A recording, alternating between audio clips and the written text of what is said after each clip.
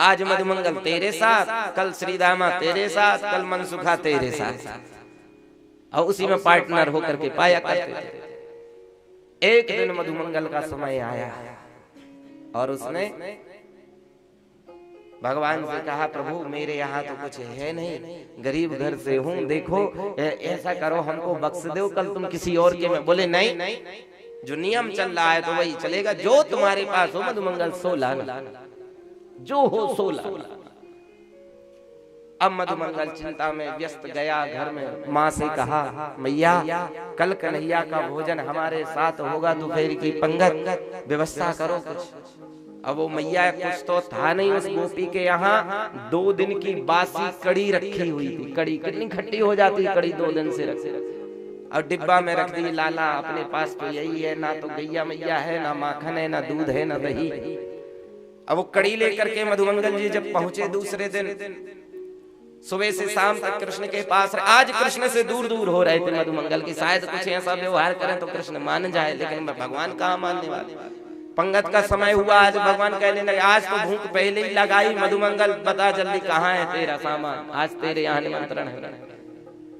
तो चारों तरफ गोप ग्वाल बैठ गए, बीच में भगवान बैठ गए। मधुमंगल कहता, 1 सेकंड रुको, अभी आता हूँ। कृष्ण बोले, कहाँ जाओ?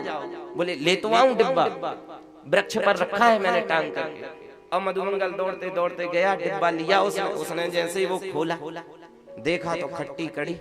हाय, ये कहाँ राजा का बालक है, दूध खाने वाला, मक्खन वाला, उसको ये कड़ी खिला। उसी पेड़ के पीछे जाके और मधुमंगल ने वो कड़ी का जो डिब्बा था अपने ऐसे मुख में दिया, गटर गटर गटर पीने लगा। उसने सोचा मैं पूरा ही पी जाऊंगा तो कह दूंगा कन्हैया से कि बचा ही नहीं कुछ, कम से कम भगवान को तो ना ऐसा खिलाए। अब भगवान ने देखा कि बहुत देर हो गई, अभी तक मधुमंगल नहीं आया। भगवान को हुई चिंता, भगवान ने कहा, देखियो रे मनसुखा, मधुमंगल तो कहीं दिख ही ना रहे।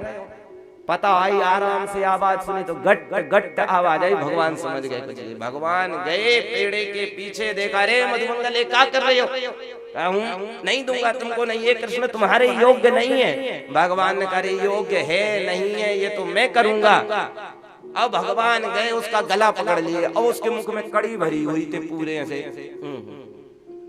अब भगवान ने कहा, डिब्बा देखा तो खाली, उसने एक ही बार में पूरी कड़ी मुख में रख ली।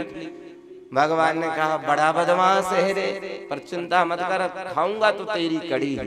भगवान ने उसके होठों से होठ लगाए, उसका गला दबाया और धीरे से दूसरे हाथ से ऐसे भगवान ने उसका मुंह दबाया। उसके मुख की अंदर की कड़ी भगवान के श्रीमुख में चली गई। भोग लगा दिया।